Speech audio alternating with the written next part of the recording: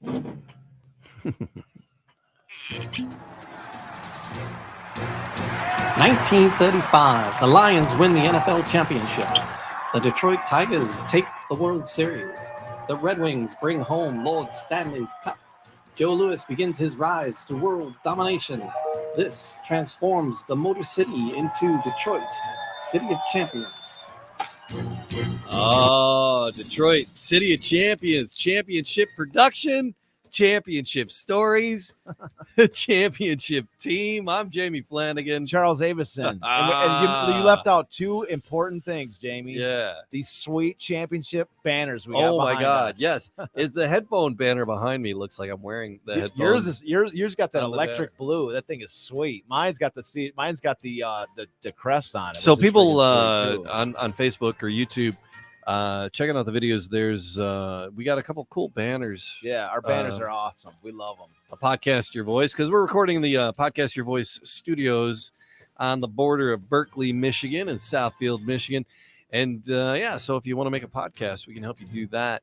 And but yeah, so we're here, Podcast Your Voice. There's the one, and then the City of Champions. Jamie's got new stickers. Jamie's got new stickers printed. There's stickers. There's buttons. It's stickers all kinds printed. of. We got buttons. All kinds of swags. We got swag now. We got the banners. The T-shirt. It's awesome. So it's a whole new studio in here. We love it. Wearingfunny.com is if you want a Detroit City of Champions. I love this crest, man, because it's got a lion, it's got a tiger, it's got the Red Wings on it. It's every single component means something, and it's got everything. Blazon. Blazon. It's great. It's a star with 30 points on it. That 33. All 30. We got 33 on There's there. 30 points. Oh yeah, 30 because we got the 3 stars. The 3 stars across the banner. Yep. So so it's pretty cool. So wearingfunny.com, there's all kinds of cool stuff at that website as well. So check that out if you're a pet parent. We do that. I do an Animal Talk podcast. There's all kind of fun pet parent stuff on there. Wearingfunny.com. But hey, thanks for listening. Like, subscribe, leave a comment if you're listening. We appreciate you. Chris, who helped design this, is always a shout out to Chris for helping design these things. And a shout out to everybody who listens. We really appreciate you. We were just talking about numbers and podcasts. And, every listener is just, we love you guys. And man. and viewers, right? So there's people that watch on Facebook. There's people that watch on YouTube. People that find us randomly on YouTube. So thanks to all of you and everybody who takes a little bit of time and shares a little bit of the story. So Lions, Tigers, Red Wings, all champions along with 30 other teams in 1935. And one of those teams was the Ryder Cup team. Yes. Headed by Walter Hagen. We've been talking about Walter Hagen. He won. This is the Roaring 20's. And they roared through the 20's. And then Walter became the captain of the Ryder Cup team. He was the captain. I think it was 12 years in a row. When we talked about, the thing we talked about with Hagen was, especially from the earliest days of Walter Hagen's story, I gotta get my Hagen Golf Club. Go ahead. Yeah, the earliest days of the Walter Hagen story was this interplay between the British and the Americans. From the earliest days, like when you watch that movie, The Greatest Game Ever Played, the idea was that there's these incredible British golfers that came over, and the British kind of ruled the links at that time. Yeah. And then over the course of the next 20 years, Walter got his backside handed to him at the Open. Yeah. And then he went back and won it 4 more times. Yeah. And then he just became like, he said, all right, I'm going to win this damn incredible golfer ever. But the thing about it was there's always this dynamic between there was this dynamic between the old, the old world or whatever, and the new world. Although England, one of my favorite colonies. They colonize us. No, bro. it's but you say that, and it really makes them very angry. Okay, England, one of my favorite colonies. Well, they were. Don't like that no, so I'm much. sure they don't like it. You might have just cost us 1 or 2 listeners. That's comedy. I don't think that about you, English. I love you guys, and I disagree with Jamie. So don't. Oh, so they're not your favorite colony? No, they're not, and I disagree with Jamie because I think we may have a couple of English listeners. I think we do, actually. And I don't want to lose them. We don't want to insult our listeners. Nope. I like you guys. My I don't American, think we're my American brothers, my Irish brothers. That's Yeah, all I well, care about. Well, I'm playing the other I'm playing the other side of it so that we don't lose whatever listeners we got. The Scots, love them, hug them. Yeah, no, I love the Scots. I lived over there for There you years. go. Right, man. I've there got you go. a Scottish contingent that I love over there. That's man. it. It's like my second home over there. I And love then, that place. and then our favorite colony. Yeah, well, not mine. The Americas are my favorite colony. But yeah, we're not trying to lose. I'm a British troublemaker. listeners. All Yeah, right. we're not trying to lose those listeners. But there was the dynamic. rivalry is there, that was one of the big, and that birthed the Ryder Cup. Yeah, and I talk about in the books, and that is, there's like all these big rivalries in sports. There's like Michigan, Ohio State, or this and that. There's these rivalries, Boston, New York, and that. It's the rivalries which people are like, I hate that team or whatever. But the thing about it is that's what makes these sports compelling. That's what makes these tournaments compelling is the rivalries. If those rivalries didn't exist, then nobody would care. Right. And so that was one of the big, driving rivalries in early golf was the rivalry with, England and Scotland and the upstart Americans, as sort of usual, trying to take center stage.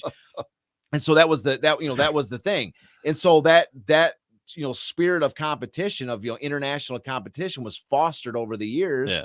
And of course, they'd sought for many years to develop the Ryder Cup. We started talking about this in a previous episode, but the Ryder Cup went back and forth, over the course of these years. Hagen was the captain for, I think it was 12 years solid.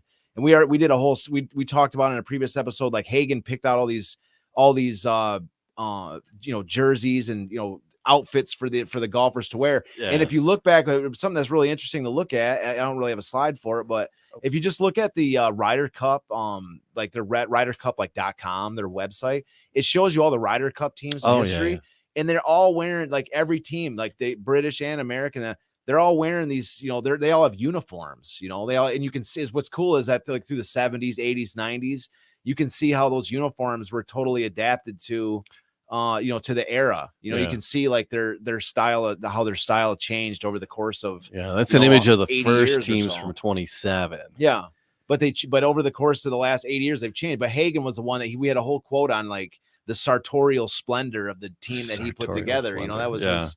Was his thing, is that he was like, I've made them dress in my image, like he was the best dressed golfer around, and the Americans were all. So what we've been leading up to all this time is that in 1935, the Ryder Cup was in New Jersey, and Walter Hagen was the captain of that team, and the Americans won in New Jersey, and Hagen was the captain of that team, and Hagen was, for all intents and purposes, a Detroiter. I mean, this is Detroit claimed him. Yep. Detroit featured him. Do you have that City of Champions newspaper with all the players on it? That's deep. That's a deep dive in all the files. Oh, there you go. It's right. I just saw it. Just scroll down one more little bit. You have that news. It's just there you go. See in the it's in the back. It's in the back. Right there. That's for the background. Yeah, the background. Oh, but is there any way to show that? Yeah. All right. Go ahead. Keep talking. Well, so anyways, right in the center of this newspaper is Hagen. He's featured on this. This newspaper came out on April 19th, 1936. And if you look up in the top left corner, just next to Garwood's face, sort of right in the center there, you just had your mouse on right there. Yeah. There's Hagen right there. Okay. So Detroit showed him, they featured him on this newspaper, and they claimed Hagen as one of their own. Okay. And, and for very good reason. We've already talked about it. He was the first club professional in Oakland Hills. Hagen himself, in his own words, said that the Detroit Athletic Club was the building he was more familiar with than any golf club, than any building in the world. And this is a guy who, as we've already gone through, he was all over the world. He was in every country. He was in every state. He was everywhere. And for him to actually lay claim to Detroit as his home, and I've got a quote that'll even dive deeper into that here in a moment. Yeah. But Hagen was, he's a world traveler, and he claimed, we've already talked about the numerous cases of these Detroit busemmen that were like bailing him out of trouble and, setting him up and like mentors and mentor types. And that, like the one story where, remember the story with where he drove the guy, he took the what was it, Ford executive's car off the production line. Yeah. The guy told him, no, that's for the CEO. I'm gonna take it. Yeah, he goes, no, he's already got his initials on the car. And he goes, scratch them off. Well, put mine on there. So he showed up at the hunting lodge up north. They were going up north, and he showed up at the hunting lodge with the CEO. He goes, hey, I got a car just like that coming for me. He goes, oh, no, kind of this one, bro. Yeah, it's this one. And he got his initials on that car. Oh, that's so fantastic. I mean, that's what I mean. So, and that was in Detroit, and the guys, what a scamp. Yeah, and the guys, that was the joke of the of the teeing the ball off over the Thames. You know? He's that too. But so there, there's a million great stories. But again, that the story with the car up in the northern Michigan, and that's another story of him in Detroit, him in Michigan. His golf, of course, his golf manufacturing company initially was based in Detroit. He's founded it in Florida, but the club handles were all warped. The wood was all warped because it was made in Florida. So what did he do? A Detroit businessman comes down there and bails him out, gives him a bunch of money, and then makes him the head of like the research and development arm of the Hagen Golf Club Company. They moved the business initially to Detroit and then to Grand Rapids. And so once again, there's he's his one of his main business ventures is once again Detroit based company. And so it's like the connections with Detroit are so prevalent. There's so many of them, and then like I said, we're gonna get to a quote here in a minute. But Detroit, and as much of a world traveler and as much as like somebody that has been around the globe, he himself, we're gonna read a quote today where he's about the first home he ever called his own, was in Traverse City. And he dies in Traverse City. He's buried in Southfield, in Michigan. He's buried in Southfield in Detroit. This is a guy who is intimately involved with Detroit, and we claim him. And they claimed him in 1935 as one of the championships, and we claim him now. And that doesn't mean that he doesn't have, he's not like, belongs to the world of golf or whatever. But like I say, in his day, and in his own words, he regarded Detroit as one of the places that was dearest to his heart, as his home. And even in death, he's buried here. It's, you see, so so Hagen was, this is another component of the greatest season in the history of American sport. Right. We've got the rise of Joe Louis. We have the Tigers, Lions, Red Wings first championships in the same season. We have the Detroit Red Wings minor league team, the Detroit Olympics. They win their championship a day after. So there's two professional hockey championships in Detroit within a day of each other in this same season. We have Gar Wood, whose story we've already covered in extensive detail. Right. Is perhaps the greatest sports story ever told. In Gar Wood, Gar Wood is the home. He's just another guy, another person involved in this incredible season. In Walter Hagen, 1935 Ryder Cup captain, champions of the Ryder Cup. And it's, I'm saying, like, we spent a quarter of the year so far talking about and folks, we're wrapping up Hagen today, so we're kind of, that's why we're kind of waxing nostalgic here and not particularly focused on any refined story. I have a ton of notes here. We got these notes ready. I got these notes ready. We're gonna do an episode on, and we'll be talking about PGA championships and 22. I got we'll get all how the Americans cross over to Britain for this. Sure. But we're waxing nostalgic today for sort of like a conclusion episode on Hagen, because I think we painted a pretty good picture thus far. About somebody that is like just like a Ruthian, Ty Cobb like figure for the world of golf, who is an essential component of the rise of a sport that today, is a major sport. I mean, it's one of the most dominant sports in America and in the world. And Hagen occupies like one of the most important stories Hagen's story is the story of the rise of golf in America. And I don't know how anybody can even dispute that fact. Like, what other golfer, Hagen himself, like he talks about in the book, talks about, Bobby Jones was also a fantastic golfer, and the debate about our two careers has raged forever about who is the better golfer. And that's a story, dude. That's a debate to be had, on some other channel. I'm not going to weigh into that debate, but I will say this. which of the two was more influential pound for pound from, over the course of their careers for golf itself? You could say Bobby Jones, oh, well, he was this, this huge figure, luminary in the 1920s. He was one of these big. That's true. You could make that case. But as far as like somebody that was there for every single major step, milestone, like over the course of 20, 30, 25-year career, how can anyone argue that there was anyone more important than Walter Hagen? As far as, was Bobby Jones? No, yeah. Bobby Jones was a tremendous golfer. Again, I'm not taking anything away from his skill, but as far as somebody that was more involved with the rise from its infancy, like Hagen began playing when they didn't even charge admission for galleries, right. And the golf clubs were just literally, we're just like passing a hat to pay the golfers whatever the golf clubs could charge. He was the top money earner in World War I, which convinced them to start charging admission to galleries, which then increased the gate, Yep. which then led to even more people and better tournaments, better kept courses, more courses, in a larger involvement from across the country into the sport, into the world of professional golf. So to call him the Babe Ruth of golf is almost an understatement. I would agree. Exactly. That's why I say a Ruthian or Cobb, a combination, and even those two athletes, because Ruth absolutely represented a transition from sort of an early baseball into a the high flying, high powered game of golf. There's he certainly had a tremendous impact on baseball. There's no doubt about it. But if you're going to compare Babe Ruth in the realm which I'm talking about, as far as the evolution of baseball itself, then Ruth's game would have to go back to like 1910. Where they had like the small ball era, like there's hardly any, even before 1905 when like baseball games, there was less attendance and that, and he like helped to shape attendance from the earliest day, the rule, like the constant rule changes and just the evolution of baseball itself.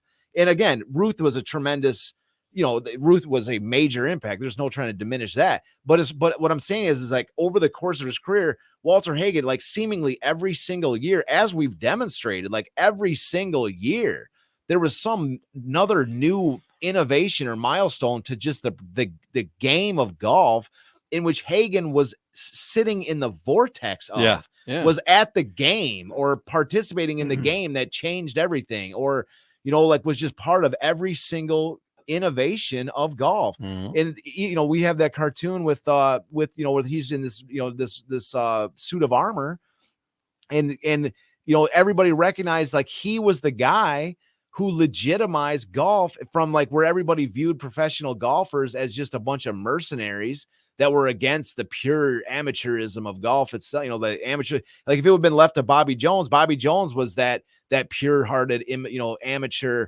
that was like untainted by the professional dollars, that like he didn't have anywhere near that type of an impact on professional golf. He didn't have that impact on professional golf. Right. Bobby Jones was an amateur. Yep. So if anything, he legitimized the idea that amateurs were the best sort of purebred, pure blood players out there. Hagen was the guy that took professional golf from where they had to sleep in horse stalls, literally had to sleep in the stables, to actually being welcomed in the clubhouses of every single, like being the star attractions inside the clubhouses. He brought professional golf from the stables, literally from the horse stalls into the clubhouses. And that was him. That was not, and that's not an analogy. Right. That's not a metaphor. When he went to that French Open, they literally put him in the horse stables. Yeah. They put him in the horse stables. And this is after he was already won several championships. So he was the guy that ushered in that, with that picture where he's in that suit of armor. They, every single article that we let off with the Hagen, the beginning of Hagen, they were all saying every single modern day professional golfer owes Hagen a debt of gratitude because he was the guy that brought professional golf, again, from the stables into the mainstream, and made these golfers from these mercenaries into superstars. And he was that, he was that first international superstar. So we talked about the first Ryder Cup in 27. Yeah. But he was still a captain in 35. I think his captaincy in the Ryder Cup took him all the way to 39 or 40. That's crazy. Yeah. So what happened? So we brought us up to 35 in the Ryder Cup. What do you got in your notes about what was happening in 35 in that championship year? Well, at the moment, yeah, I think it was in June. So 35 in June.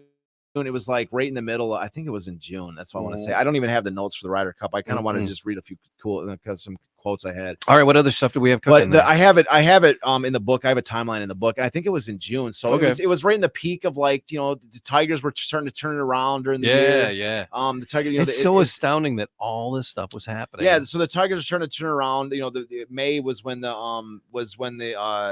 the Tigers were in last place as late as middle or late May, and they started to turn it around. And June was there's the fans were starting to go 8 for the Tigers, and so Hagen, it's at that moment that Hagen's winning the Ryder Cup, and and it was really it was another story in the newspaper about another guy from Detroit contributing to something, and Hagen, it was he was the kind of guy when you're reading the newspapers, especially Hagen, as we've already seen here.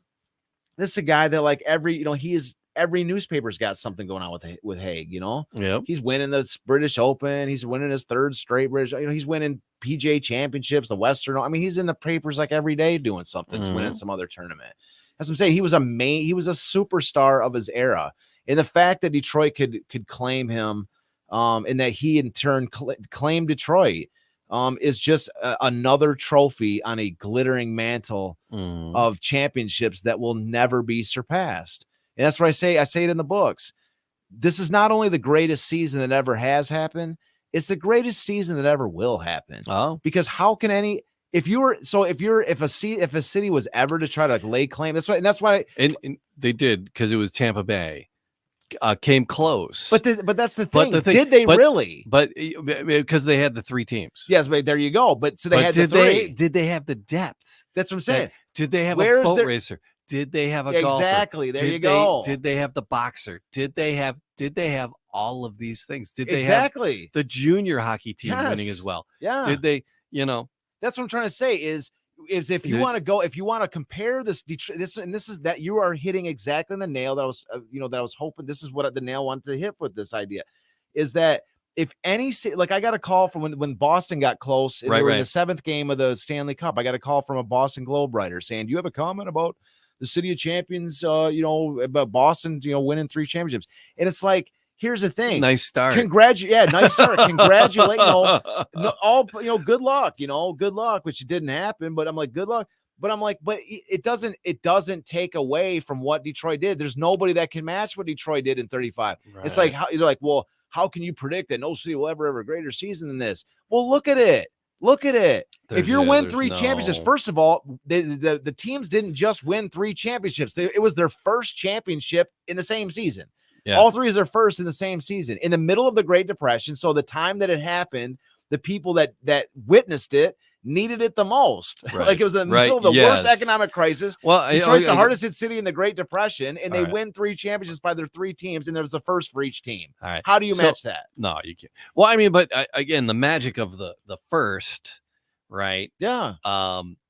Because that is lost in history, because it's lost. Yeah, you can't. Well, because you can't. A lot of teams have won, so it's not going to be the first. So it's expand unless you have 3 expansion, and you have 3 expansion teams. But it doesn't matter. In a city. It doesn't matter if they can't achieve that, because that's what I'm trying to say. So that's the only aspect of it I'm going to devil advocate on. Well, but what I'm saying is that just because, but what I'm saying is that is one of the reasons why it can never be duplicated or surpassed. Right. Because it happened.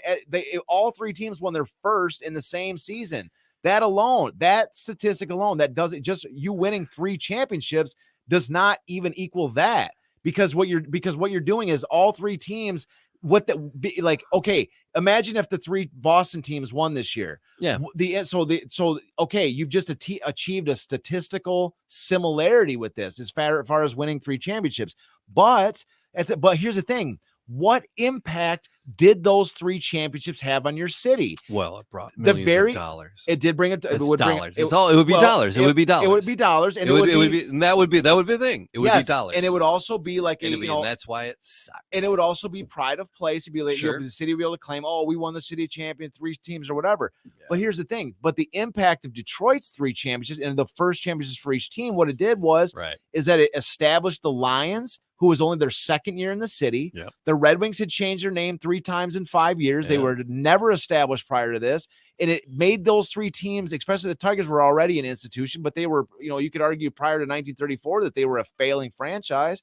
But it established all 3 teams as legitimate. Like the Lions, this was the 4th NFL team attempted, by the NFL to bring in a team to Detroit. After they won their championship, they would never leave the city. They would never change their name. To this day, even when the Lions are an absolute disaster of a team on the field, the fans are still selling out games. They became an institution in the city after having won their first championship in the same year as the Tigers and of course the Red Wings. These teams became institutions. So the impact of those championships far surpasses what the impact would be today if a city won 3 random championships. Right. That's what I'm saying, is the impact of them having done so in this year was you can't just look at it as just the statistical. You have to look at the impact of these teams having done so. And then of course, if you want to move on beyond that, if you're going to say in that same season, all right, let's say one would be, say, oh, well, okay, well, you may, whatever that I don't even care about the impact. I'm with the statistical thing. You want to keep going. If you want to measure statistical, back to what you were saying. So who are you going to put up against Joe Louis? Right. Right. Yeah. So what boxer are you going to put up against Joe? Or even spread it out to an MMA. Yeah. I mean, what physical hand-to-hand combat sport? But I'm just saying, there's nobody. Who would you put up against a young Joe Louis rising through the ranks? Nobody. Nobody. As I'm saying, and then so besides that, who are you going to put up against Garwood? No. Who? No. Nobody. No. He made a trophy irrelevant because of his dominance. Nobody Right. wanted to pursue it anymore because the boats he was building were rockets on water. There's nobody that could take on Garwood. Right. No speedboat, and even a modern day speed racer going, well, I'm the best speedboat racer. We've got a speedboat racer. You're going to put him against Garwood? Nope. You want us to go through the story again? You want us to read Garwood's story again and say who you're going to put him against him? No, you're not putting anybody against Garwood. Sure. And then as far let's say you even find somebody some Red Bull boat racer that's going to try to take on Garwood. Who are you going to put up against Walter Hagen? Right. Who? So that's what I'm saying. The story goes on and on and on and on. Wait till we get to Newell Banks, the world champion, checkers champion. Oh, he's great. He played blindfolded. Yep. Let's say you match 32 championships across the board. No. Who are you going to put up against Newell Banks? I don't even know. The checkers champion, who is equally as good as chess. So as I'm saying, what checkers champion you got to match with it? That's what I'm saying. This story, this season will never be topped. So it was 35. It was the 5th Ryder Cup. Yes. And it was in September, and it happened in New Jersey. Yeah, because I think they played every 2 years. Yeah, it was in September in 1935. September 1935. September. Late September. Okay, I don't know why I drew. I thought it was in June. September. Yeah, okay, I stand corrected. 29th in September of 35. So yeah, the Tigers were headed towards. They were right about wrapping up the American League at that point. Yeah. So it was Ridgewood Country Club in Paramus, New Jersey. New Jersey, yeah. So New Jersey. Yeah. You're on Jersey side of the cesspool now. Right at that point, the Tigers. Let me hold on. I got a picture to throw in. Yeah. I got a picture to throw in. Right. Man, I wish I should have put this in before. Yeah, I don't even have it with me. It's all good. We will I have it in my notes and didn't even include we'll put it in post. So what it is, okay, or how about this? We'll bring it in when we're talking about the Tigers. Because what it is, it's a picture of Walter Hagen in a Detroit Tigers jersey. Oh, love it. Yes, and now I've got several pictures of him. One, he's taking batting practice with the 35 Tigers. That's great. And then another one, he's 42 years old at this point. Yeah, he could hit. Yeah. You know, Yeah. And so he almost got he a wanted contract to play with the baseball. Phillies. He wanted to play baseball. So anyways, I got these great pictures. I should have put in with the files. I didn't, I've been busy with the Christmas thing, so I just didn't have it. He thought about baseball. Yeah, for a little but I've bit. got pictures of him. He was at spring training with the Tigers, man. Oh, he was okay. at spring training with the Tigers. Hagen was, and he was rocking a Detroit Tigers jersey. Not even just a jersey, the uniform, dude. Yeah. There's a picture of him with a baseball bat, and he's about to tee off a baseball off of some guy's shoe. And like he's holding a base in a Tiger jersey. He's about to tee off with a baseball. That's what I'm saying. Like I don't have it with me. We'll put it. I promise you. I have it in my notes to include. And so we'll include it. But I was just trying to get section. into 35 and Walter. Yeah. And how they did on that cup. They stomped on the British 9-3. Yeah. Whatever that's that what means. I'm saying. It was a rampage, and Hagen was a central figure. They won that. They didn't lose again. So they won that one, and they did not lose again until 1957. So it was 35. It was all the way to 57 before Americans England were won taking again. over, man. It was very, very, very dominant. So I got a couple of quotes I want to read. I want to read one. This is Yeah. like I think this is from 1933, and it's just an awesome quote. And it's the Statue of Liberty picture I sent you. Yeah. It's Okay, because I I've think got three quotes I want to read. I've got a quote about this incredible like Statue of Liberty party they had. Okay. Oh. And then I've got another quote from the Hague himself.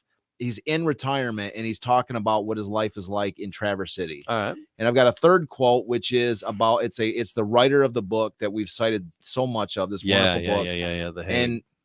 And she is talking about what it was like to know Hagen while he was working on this book. So I would, after hearing all these stories, it would have been an honor to meet this man. Oh my God, absolutely. Tom, I think Tom said he met Joe Louis in Caesar's Palace. Yeah, that's what I'm saying. Like I envy Tom because Tom's like, I met Joe Louis. I'm like, I was just watching. What was that like? I was just watching the interview I did with his son JoJo at his restaurant, and I was like, I felt I was like Big Cheese talking to JoJo. Yeah, well, but what I'm saying is that but imagine meeting these. We've spent so much time talking, talking about these guys. It would be just the greatest honor just to say, hey, man, I met Walter Hagen. Without a doubt. So, anyways, so that, like I say, this first quote is about this incredible Statue of Liberty party, man. Statue of Liberty play. Statue of Liberty. I have my notes. Partying at the Statue of Liberty. That's why we have the Statue of Liberty picture because this is like cool Life magazine image photo ever. Yeah. So, let me see here. Which just starts here. All right. So this is it does. It takes in 1933. So it's just kind of funny where he says right here. He says the cash I collected through these years. He's talking about late 20s, early 1930s. He says the cash I collected through these years went almost before I had a chance to check its color. Mm. So he's talking about once again how he spent money. Sure, and he does. And it was only really doing these shows where the title of the book, which is I never wanted to be a millionaire, I just wanted to live like one. I never really understood. I mean, I thought it was kind of a quirky quote. I thought it was funny, but I never really understood its meaning until like really this show and walking, going through this, taking this deep dive, slow roll through this Hagen story, where we've already seen so many examples of it where he didn't want to be a millionaire. He just wanted to live like one. And my God, did he achieve that goal? Oh yeah. Because he was never really a millionaire, but this guy lived like a hog in a fat house. Oh yeah. He spent money. And he says right here, this is kind of like an ode to that. He's like, the cash I collected went almost before I had a chance to check its color. So he's just blowing money. So this is the great story. I love this story. For instance, in 1933, I'd taken my son, Walter Jr., across with me, meaning across to Britain. Since we traveled on one passport, he had flown across the channel to Paris with Douglas Fairbanks Sr., nice traveling companion. Douglas Fairbanks, Hollywood stars in the world. Yeah. So while I finished some partying in London, the pilot brought back my passport on his return trip. I then joined Doug and Junior for some visits to the gay resorts in and around Paris. And so we finally sailed for home on the USS Man. Gay man a little bit different, I think, back then. I'm 12. I giggle. Okay. All right, got it. So we finally settled home for the USS Manhattan. Coming into New York, the captain informed us we'd stop at the Statue of Liberty through the night because of the heavy fog. This sounded ideal for me, and I immediately hired the orchestra for an all-night stand. I separated the teenagers, Junior, the Quentin Roosevelt boys, and their friends from the adults. On the teenage side, Cokes and hot dogs were served with astonishing rapidity. while on our adult side, champagne cases were emptied with equal ease. Ugh. The pursuer had agreed to give me credit for all filled cases of the bubbly we had left.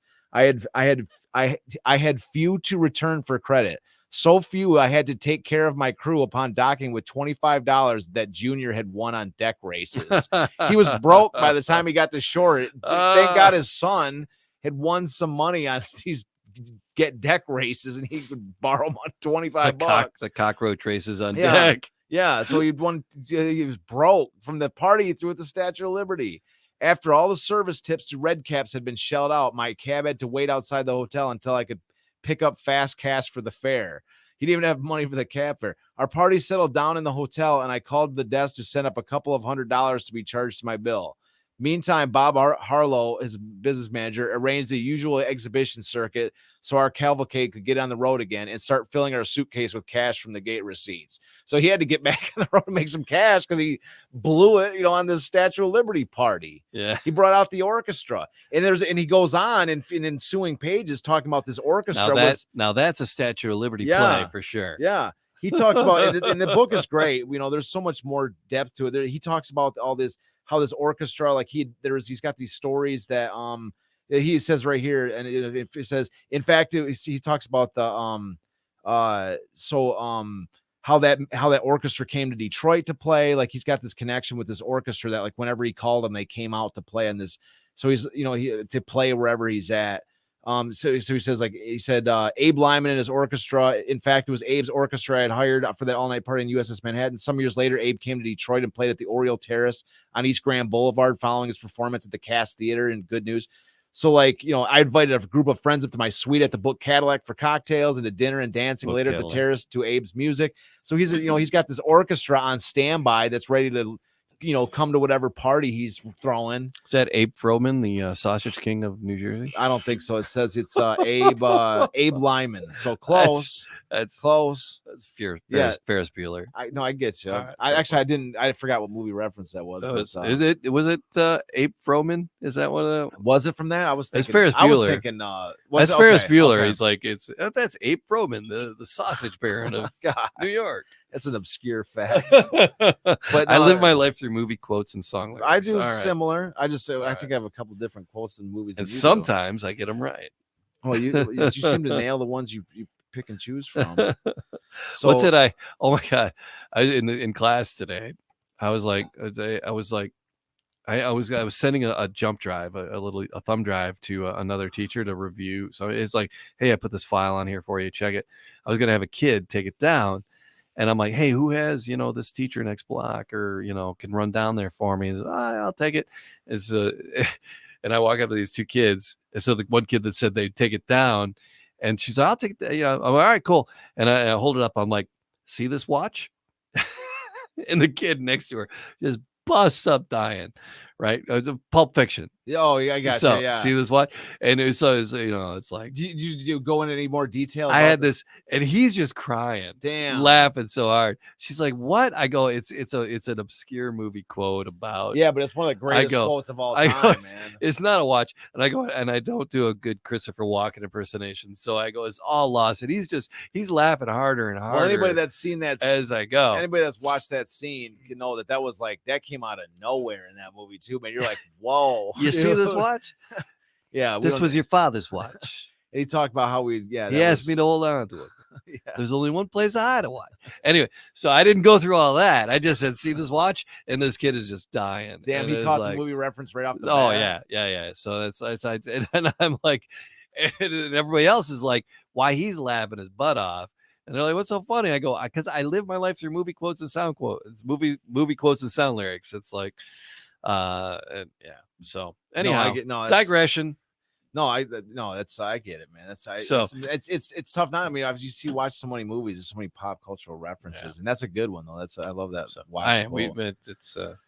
But Walter, so that's City of Champions. So I mean, like this is Hagen, like the captain of the ship wants to stop at the Statue of Liberty. Yeah. Hagen's like, well, let me bring the orchestra. Can I at least bring the orchestra over?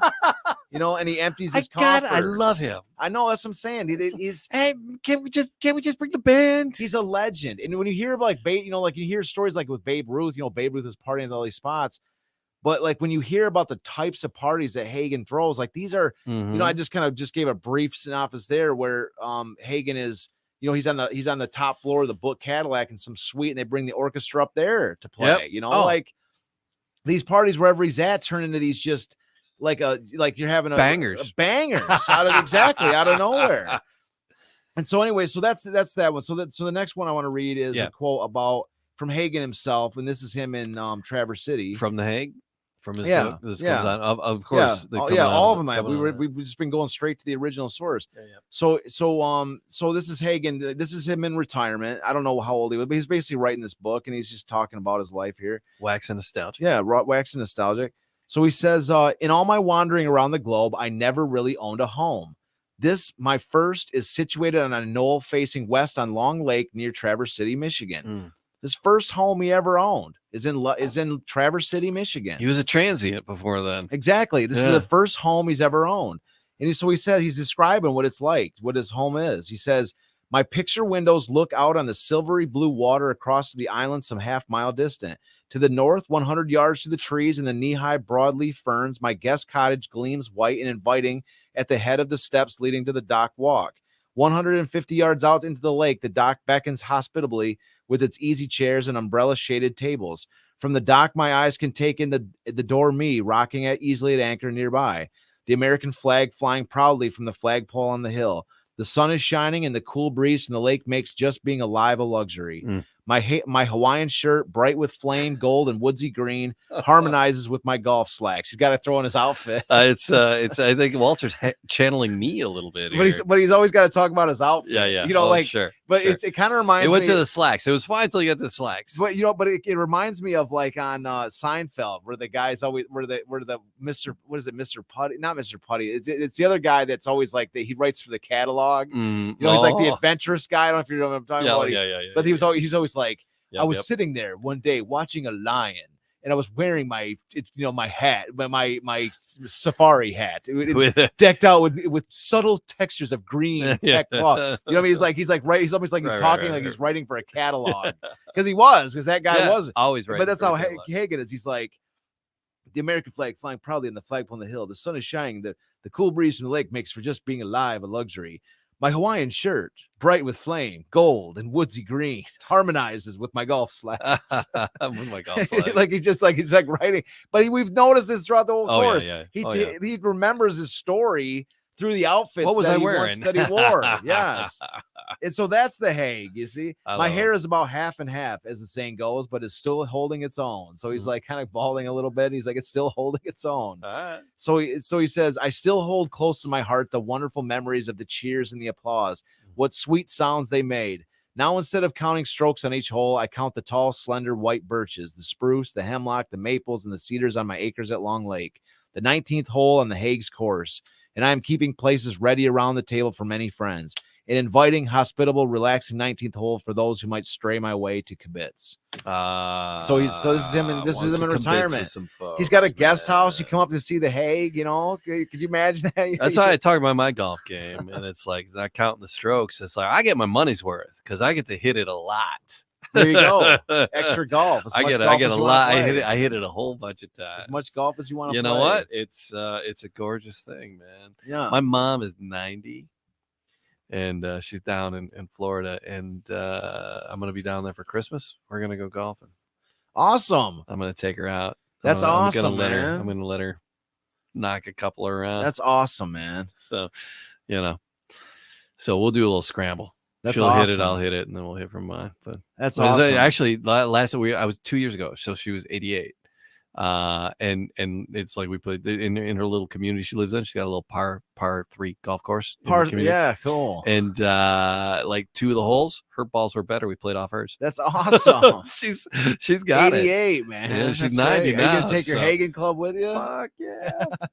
So, but that's awesome. But so that was as you were reading that. And he was saying, I'm not counting the strokes. I'm counting the birch trees. Yeah. And just that's it, man. That's that hanging with my mom. I'm like, she's so shouldn't know I'm going to take her because she's really actually she's in assisted living now. And my sister is living in her place with the par 3 to be closer to her. And so she's down there, so we still have access to the course, and so we'll go. And her clubs are still there, so maybe unbeknownst to you, she's out there practicing for like those games you guys play, and she astonishes. We got to get her out on a furlough for that shit. But she's playing bocce ball like a mother at the where she's at. Yeah, you got to stay active, man. So, yeah. Anyhow, but yeah, just that as you're reading that, I was like, oh man. Well, that's what I'm saying. It's poetic, you know. Yeah. Hagen, he's like, for those random friends of mine that might stray my way, you know. So he had we keep referencing the book, and if people watch it on Facebook or YouTube, Walter Hagen, the story, and we put the cover up. It's a tremendous book, and we've taken a lot of nuggets from this book, but so he had an editor and a co-writer, and so who is that, right? Yeah, so I think it's a she. Because you said you had a quote from her, right? Yeah. So as told to Margaret Seton Heck. All right. And do we have a picture with him with those girls on that on that boat picture? I gotta get to it. If not, I can kind of show it to the camera here. It's this incredible picture. He's like, this is me. This is me getting ready for this book, and he's like sitting there with all these pretty girls. I love it, and he's because it's a picture of him in retirement with these girls. Hanging out of this boat. Let me see. I can show it up to the camera here. But I thought you had like words. There's one more quote I do. I want to show this picture. This is great because it shows Hagen retirement, and it's such a great little photo of him. Where's this? I have the. That's a bunch of dudes. No. That's a bunch of dudes on the boat. It's a great picture because he's like, it's a picture of him on this like pontoon boat, and he's like, yeah, this is me. He's like taking a moment to. Oh, here it is, right here. It's right. It's the very first picture. So I'll just show this up to this camera right here. So the quote is a typical scene showing me in Cadillac, Michigan, in the throes of literary composition. Let's not be in a hurry to start this book. There's plenty of time. So I'm going to show. This is that quote. This is the quote with that picture. Look at this. Oh, all right. So I'll show you. There's a cavalcade of ladies there with him. Yeah. Yeah. So this is him in retirement. Yeah. He's like, let's, these pretty girls. He's like, hey, I'm the Hague. This is what I do. Hey, I'm the Hague. That's what I do. They're like, hey, Hague.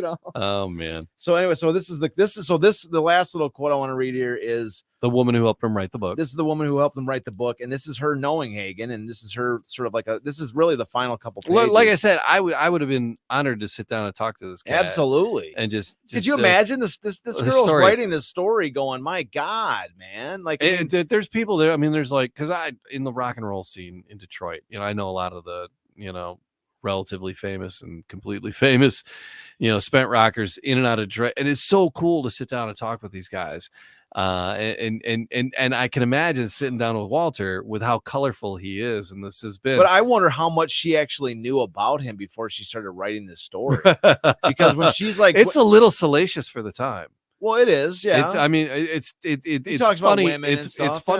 funny and fine now, but for then in the culture, it was that's pretty salacious. But for her, when she's writing this book, he's telling her about the history. She's like, there's so much stuff we didn't cover, like him, like when he's like going to Japan, and he's like, meeting, like he's going to India and meeting like golfing with Maharajas. And he's golfing with the, with the Prince of Wales. Like it's like his regular frequent. He's like his friend and stuff. I mean, like there's so much that, it's like she's just sitting there going, my God, man. Like, so that's what this is like a little bit of her, like, all right, what's her take on this? Is sort of her take. She says, so to the Hague, there are no intruders on his time, just welcome interruptions.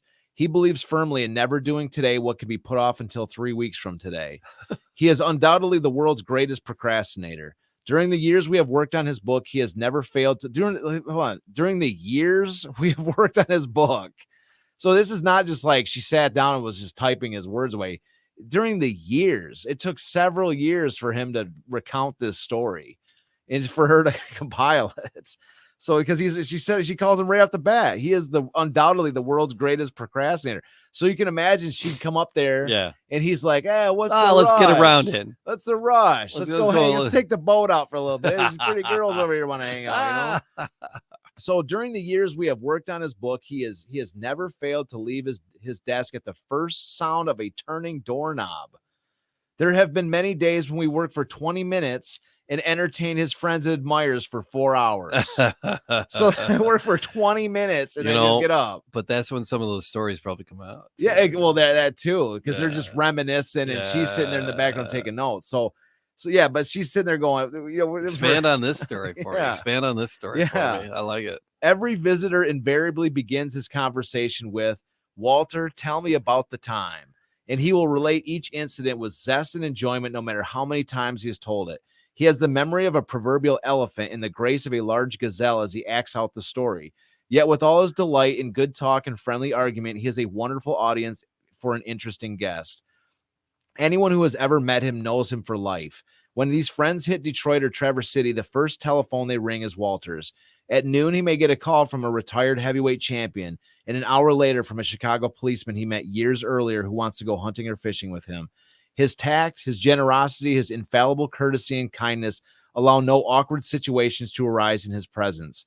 Take, for instance, the young man dining with his best girl in a Midwestern city nightclub who called out as the Hague neared his table. "Hello, Walter, how are you?" Walter paused by the table, shook hands warmly, and asked, "And have you corrected that slice yet?" He told friends later that he had not known the young fellow, but "I've been in a similar spot when I wanted to impress my girl, and you never let a nice young fellow down." Nice. So we didn't even know the guy. Yeah. And he's like, "Hey, buddy, how's your slice doing?" So it just, I mean, that's solid, man. You're doing a guy a solid. So he has a horror of being sold something. He turns skeptical eye and a doubling ear on any long-winded sales talk, but he makes an immediate purchase when he happens upon a product which strikes his fancy. He bought an expensive raincoat last fall, like one which was left in his Cadillac by mistake. Someone sent him a particularly delicious baked ham, and he ordered a half dozen as gifts for friends kibitzing with him several weeks later. Walter Hagen is possessed of tolerance, as he often exasperating patience and a sound German stubbornness. His keen sense of humor makes him a great tease and joker. His attention to detail remains as constantly fastidious as when he selected his first cashmere sweaters and his famed fleecy coats. Beautifully monogrammed shirt, paisley ascots, handcrafted shoes, custom tailored suits in the same browns, gray, or blue. The Walter Hagen of yesterday and today. A wonderful and hospitable host. The Hague who likes to dine shortly before midnight on a thick steak and chef salad. And one sunny afternoon in the summer, he cut a pretty fancy Charleston on the boardwalk near his boat dock. He even boasts a smart slalom, but to date, he has not demonstrated this skill. Football and baseball on television broke up many an afternoon of our collaboration. He is greatly interested in the promising young golfers coming up and always ready to give of his experience and skill to help them along. Letters come to him from all over the world requesting his autograph and reminding him of shots he played in various tournaments or matches. The name of Walter Hagen, the brilliance of his golf history are as awe-inspiring to people meeting him for the first time today as they were to the devoted galleries trailing him around the courses in his championship days. Others stride the fairways, the eager and the skilled, seeking the elusive crown of golfdom, but only the Hague had the personality to wear it, combined with the forceful persistence to win it.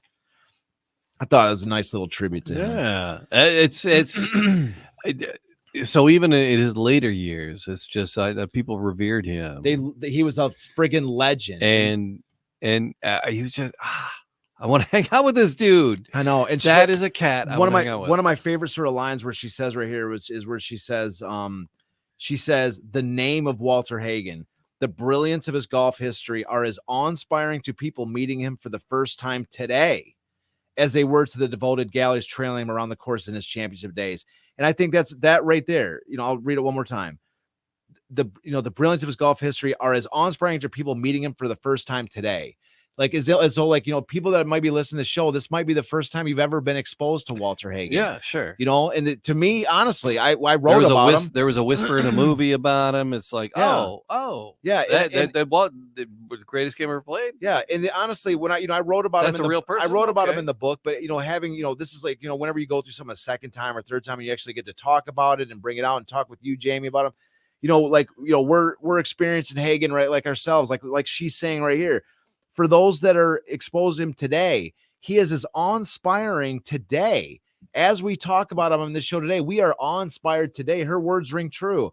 as those who were trailing him in his championship days. So it's not just us gilding the lily of yesterday, going building up something that was maybe a good or greater thing like this. She's absolutely correct. We are as awe-inspired on this show as listening to him, and talking about him today as those who saw him in his actual glory of his championship days. And that's, I think, a fitting tribute to him. I do. And I hope people, because he is awe-inspiring. I'm inspired. I'm inspired by him. The guy's a freaking legend. Yeah. We are the biggest. I'm the biggest Walter Hagen fan on the planet, man. Maybe second only. Maybe Jamie's. Right there too. Me and Shia LaBeouf. That's it. That's yes. Yeah. I think we can officially say that we are. That this show is the biggest Walter Hagen fans. We are the biggest Walter Hagen fanboys on the internet. I was sitting here, if people watching the video, I'm clutching the club, the wood shaft. But I'm saying, like, name another show out there that is. I'm putting with this. Name another show out there that can claim to be bigger Walter Hagen fans than we. We are diehards. I think we got. One of us may end up getting a Walter Hagen tattoo. I don't know. We'll see. We'll save that for a future show. The city of Detroit champions tattoo. Hey man, I had a crazy night last night. I woke up with this Walter Hagen sign on my arm. I might end up with that, the blazing as a tattoo. I really it's might. It's a sweet graphic, man. Really might. All right, so thank you for listening and joining us. Like, subscribe, leave a comment, all those podcast things and all the podcast places. We appreciate you joining the party and being here. And tell a couple people. That's cool. And it concludes. I just want to mention this. It concludes our coverage of Walter Hagen. All right. And any future conversation or any discussion with Walter Hagen, we're sliding Walter. But this is not the last we'll ever talk about him because Hagen slides into the story. Hagen is a part of the story. Yes, he will make appearances. As you say. He's gonna be wearing a Tiger jersey when we're talking about the Tigers in the new year. I like that. So lots of stuff. Lots more to come. We got our big event coming up. Portsmouth coming for you. That's it. We're leaving it at that. For our listeners, we have the huge show in Portsmouth. This is going to be an awesome show. We might get some footage going to looking at the stadium. We're going to look at the stadium. We're broadcasting in a bar, but the bar is owned by the original by the grandson of the original owners of the Portsmouth Spartans. Broadcasting in the bar, what could go wrong? We'll be fine. We got a great spot to broadcast. I mean, this is the biggest event we've had on the show so far. And if you Detroit City of Champions, there's Tom might be on the show too. Tom's gonna be down there. So we got. So for those of you that miss Tom, we miss Tom, and we're going to be seeing Tom down there. Tom's going to make an appearance. So yeah, it'll be cool. Wearingfunny.com. You can get yourself a t-shirt, and it's a cool. I love this blaze on. The shirt's bad. The shirt's awesome. The stickers are cool. Here's the stickers we got here. The stickers are awesome. Yeah. You got these buttons. The buttons are. I think the buttons are. As I just stuck myself with that one. But the buttons are awesome too. Yeah, but there's buttons. The buttons are cool. The t-shirts. Wearingfunny.com is where you can get your hands on the swag for that. If you're a pet parent, you can get cool pet stuff on there. DetroitCityOfChampions.com. You can find out about where to get the book, get it shipped to you, and where to find it if you're local in the Metro Detroit area. And then and again, just leave a comment, put a little thumbs up on where you're listening. Yeah, every thumbs up, every share helps. Just put a little smiley face there because we're having fun doing it, and just glad to hear that you're enjoying the party. So, Charles, thank you. All the amazing work that you do. And I thank you, as I said even before the show today, Jamie. We hung out. We hung out for a good 45 minutes, an hour before we hit play. But I'm saying, and I said to you before the show even started, I said it again. This show would not, we talk about the, I got the story. I've been, working on this stuff. But at the same time, Jamie, your expertise and actually I love the story, putting the show out on the internet, doing the microphones, doing the studio, keeping this place going. This show would not be possible without you. And as such, like I say, it's, I think we make a pretty good team. To use like a double, triple negative, I can't not tell this story. I know I get excited. I'm excited about this thing about the City of Champions story is that once you've been bit by the bug of this story, you just you can't look away. And that's the what thing. we were kibitzing before the show started Nice about use of the word kibitz. And I'm like, are we taking too long? Are we like, because are we like, because we would blast it through when we started. We went through the Tigers really quickly. Oh yeah, but we Lions, the Red Wings, Joe, Gar, and now Walter really like took our time with them. Long form, yeah. And hey, the internet's not gonna run out of space. And the other thing was we're probably going to do some shorts in the new year, some shorts that will kind of focus for like the short attention spans. And we're talking about doing that, but at the same time, like the long form, we love it because we can dive into this stuff. We can talk about some of the details. We can read some stories. Look at the stories we've extracted from Gar Wood and Walter Hagen and Joe Louis. And there's just some of these. If we cut even stuff if you're not out, even like even if you're not a sports fan, they're great stories. If we cut stuff out, it would be the things that we're critical about that is not given enough attention. Exactly. So thank you for being with us and giving the attention. And we're going to do it again real soon. Well, until you skip to the next episode here on Detroit, the City of Champions podcast.